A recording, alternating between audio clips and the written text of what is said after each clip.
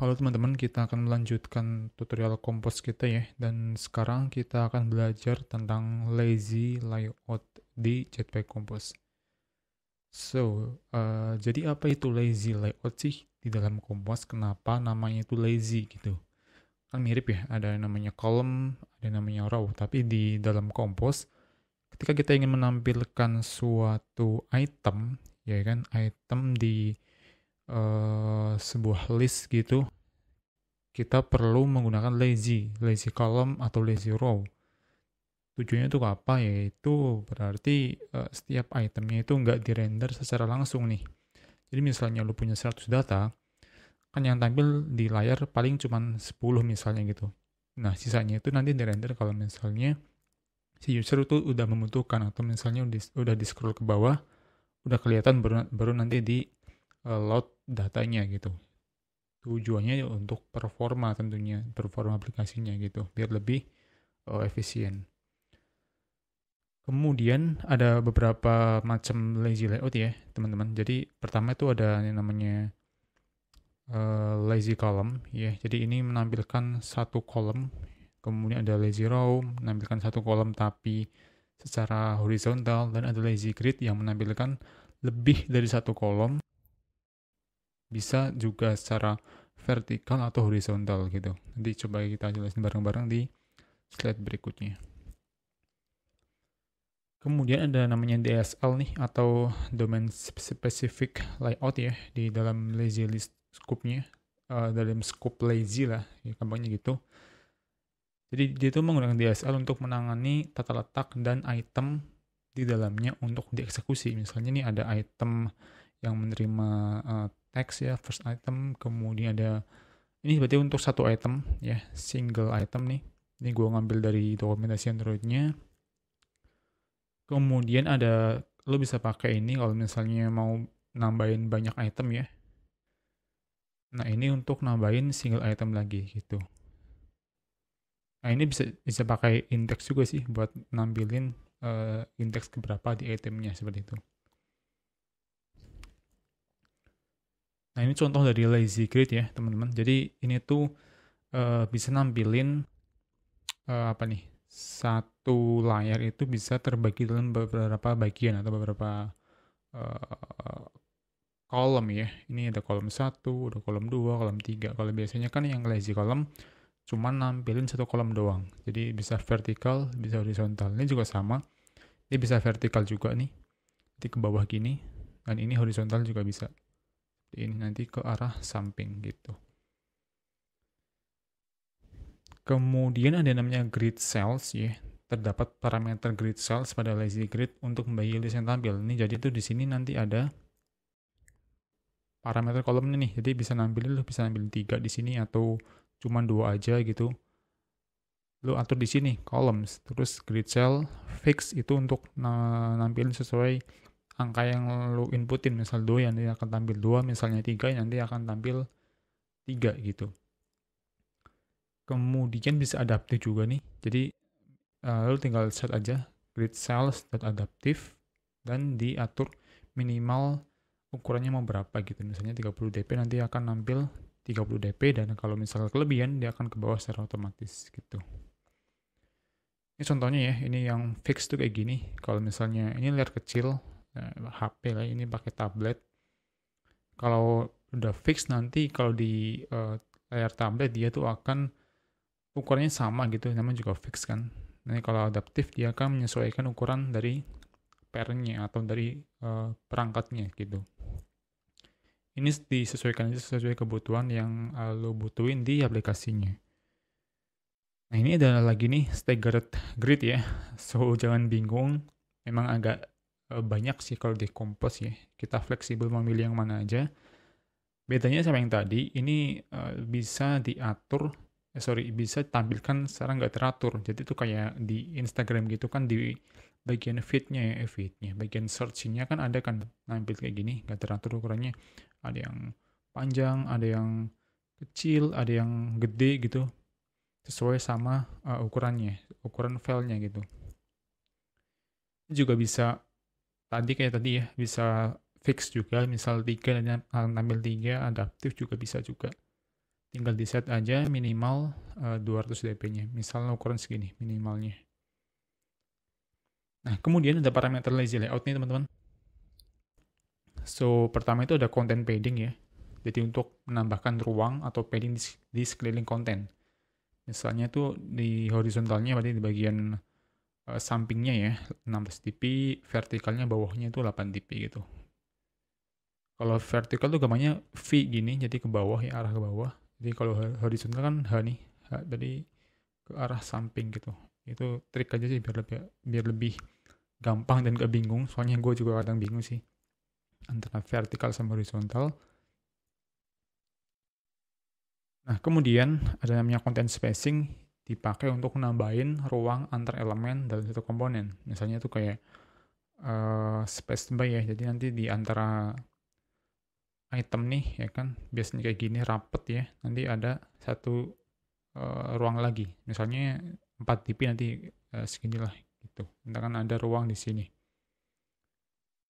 Ini disesuaikan aja, bisa pakai space by, terus ada pakai vertical arrangement sama horizontal arrangement juga bisa juga. Jadi nanti vertical bagian sininya, nanti horizontal bagian sininya gitu. Nah ini terakhir teman-teman yang unik ya dari lazy list, yaitu item key. Sebenarnya tuh secara default ketika lo udah nge-set data akan ditampilin di lazy layout ya, dia tuh udah ada ID-nya, ID uniknya. Tapi kalau lo pakai ID itu nanti ketika ada recomposition ya kan kalau misalnya state-nya berubah, nanti si compose akan nge-recompose lagi kan buat nampilin data terbaru. Kalau pakai ID yang tadi bawaannya, nanti akan di-recompose semua gitu, satu layar. Misalnya 100 ya nanti di-reload semuanya. Tentunya itu nggak efisien ya, jadi kita perlu menggunakan key atau item key yang kita buat sendiri. Misalnya dari ID datanya juga bisa. Ya pokoknya di yang unik aja lah. Misal dari nomor juga bisa, yang penting nggak sama antara item lainnya gitu.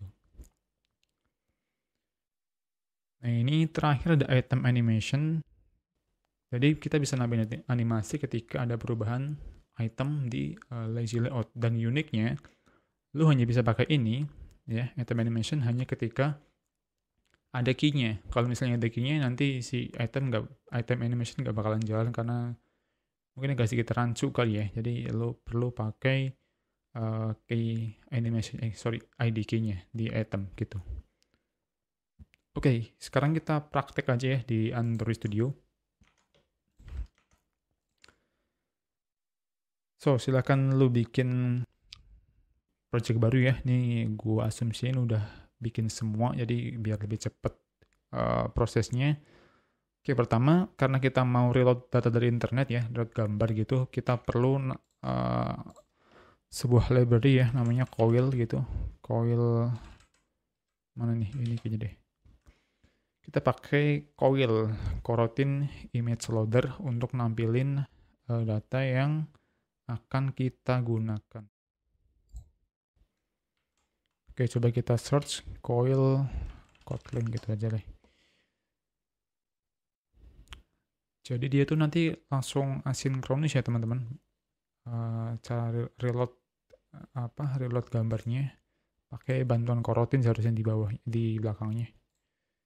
Nah, kita akan pakai versi terbaru di sini. Lo silahkan masukin di build Gradle ya. Di sini kita masukin ke build Gradle level modul.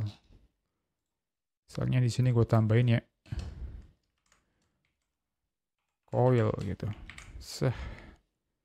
Tinggal di synchronize ini biarin aja deh. Soalnya kalau bisa naik tuh nanti ada perubahan sedikit ya. Perlu dikonfig lagi dan gue nggak mau terlalu lama, jadi ini biarin aja nggak apa-apa. Oke, sambil nunggu selesai, ini ada quick startnya sih harusnya ya. Nah ini kita pakai ini nanti, asynchronous image, modelnya apa gitu, sama content description-nya apa. Cuman ini bisa di nol aja sih, biar lebih simple gitu. Nah ini kita akan pakai objek data yang udah gue siapin nanti. Oke, udah. Kita set dulu manifestnya, ya kan. Eh, apa sih? Use permission ya. Permission internet. Oke, sip. Terus kita close aja. Nah, lu bikin di sini ya sebuah kelas baru namanya misal hero app. Nih. Nah, gini aja kita tampilin di sini nanti. Hero app. Oke. Oke, kemudian kita bikin model ya, package model gitu. Dalamnya kita bikin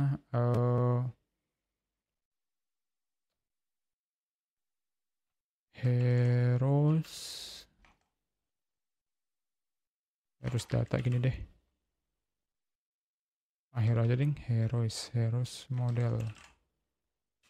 Nah, gini boleh deh. Ini typo lagi.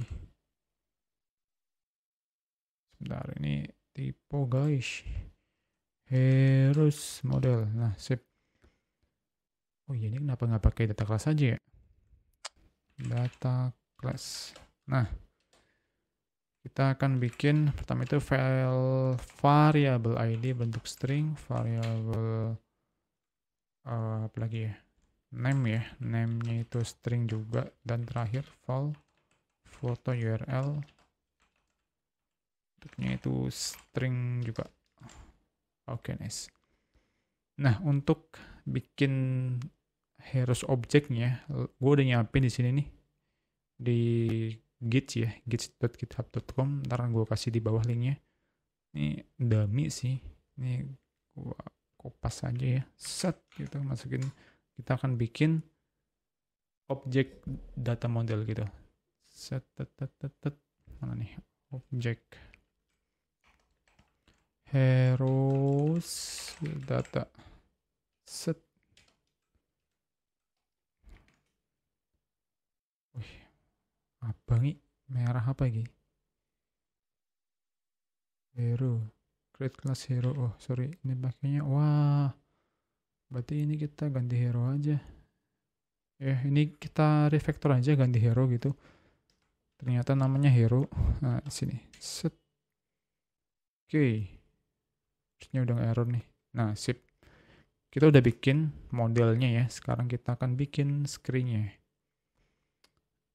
Di sini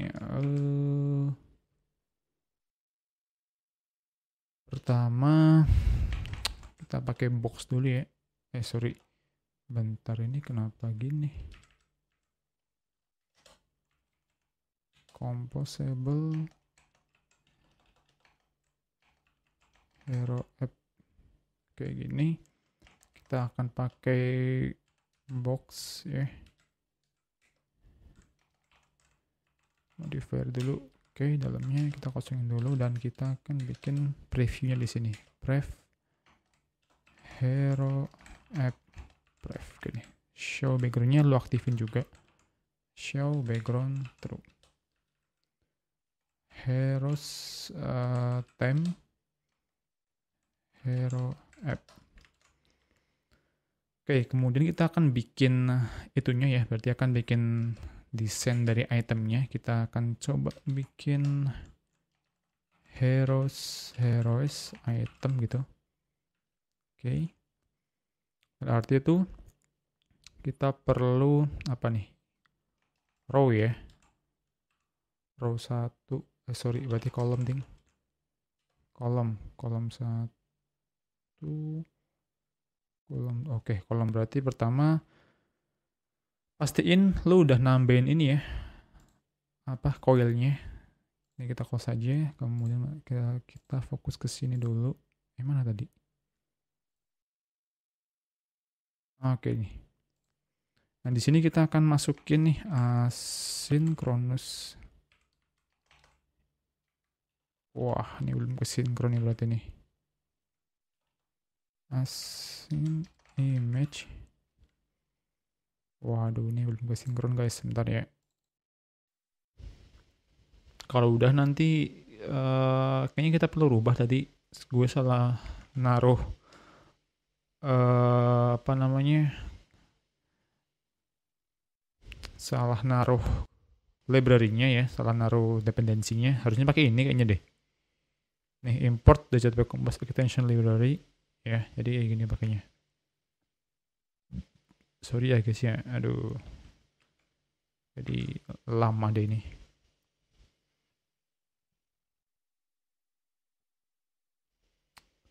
Oke, coba kita klik sini. Harusnya nggak bisa sih. Asynchronous. Oke, nggak bisa. Berarti kita salah import. Nah, di sini kita ganti aja ininya. Set. Jadi yang ini. Ya, ada komposnya ya. Synchron now. Dan kita tunggu lagi sampai prosesnya selesai dulu. Gitu.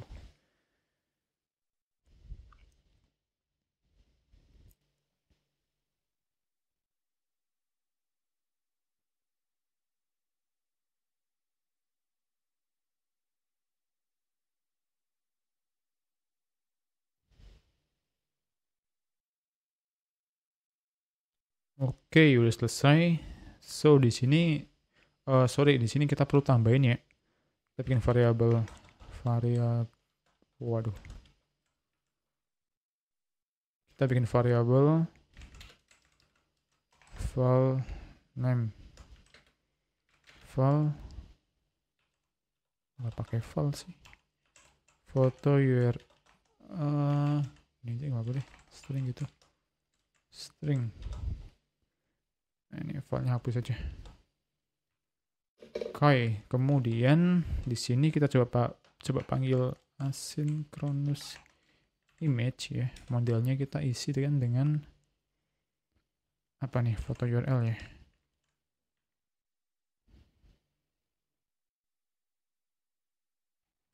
String. Ini kita null aja lah ya. Kemudian apa lagi nih? Kasih modifier bisa nggak nih? Harusnya bisa sih.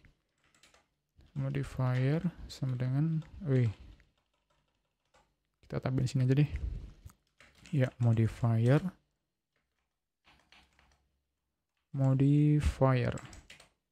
Kita jadiin sebuah parameter, jadi fungsinya. Jadi kita panggil aja di sini modifier sama dengan modifier. Apa nih? Fill max width, no, kita pakai padding berapa, 8 dp ya. Kemudian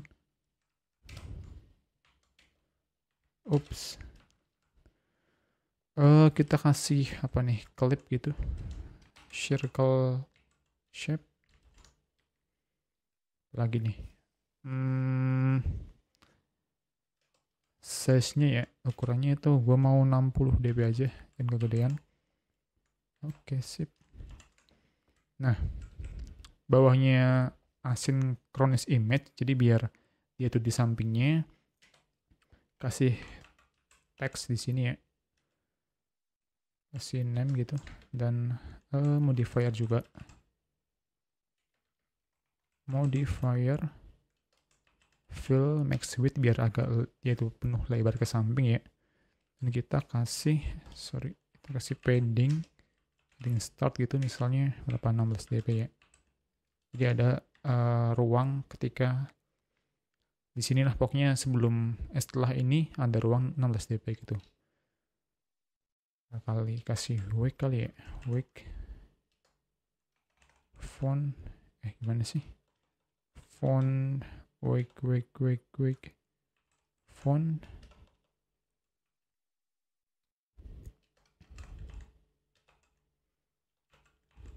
Wah, gue lupa lagi nih. Sebentar, apa aja sih itunya? Modify, di sini text kita intip ya. Font wake, coba. Berarti bawahnya sini nih. Font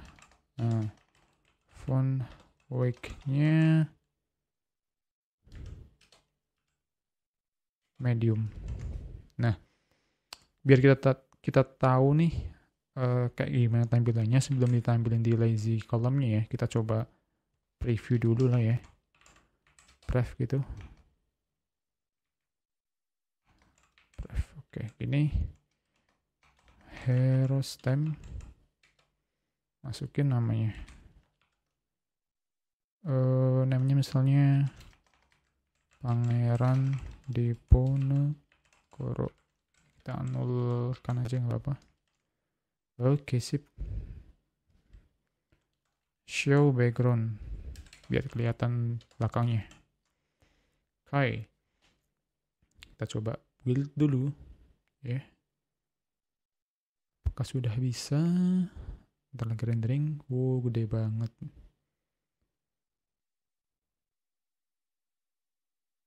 Ya, refresh dulu deh. Bentar deh, kayaknya salah itu deh. Oh iya, pakainya ke kolom sih, ya Allah. Sorry guys. Ini row ya.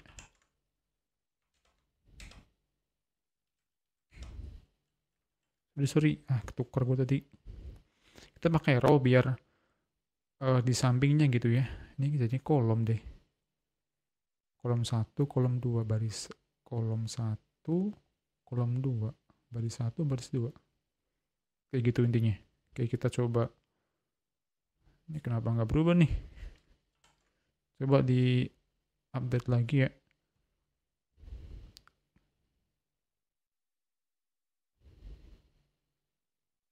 Nah, udah gini nih. Oke, cuman kenapa nggak di tengah-tengah nih? Coba.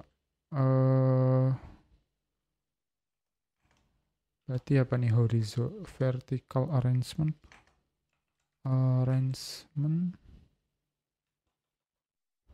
Vertical, horizontal arrangement.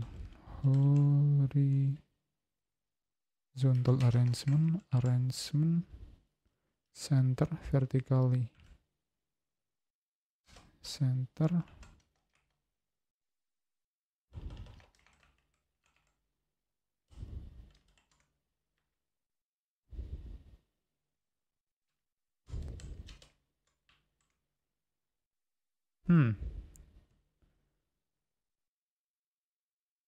Oke, kayaknya kita salah deh.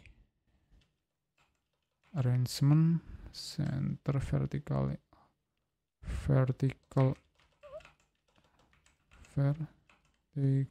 arrangement, alignment, center vertically. Nah, udah ke tengah gini nih. Oke lah, udah bener.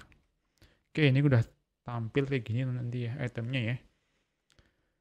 So, di sini di boxnya, kenapa gue kasih box ya, bukan kolom gitu. Ya nanti biar ada bisa lo tambahin button, misalnya button scroll to up gitu. Kan kita bikin deh di video berikutnya kayaknya. Kita bikin di sini lazy column.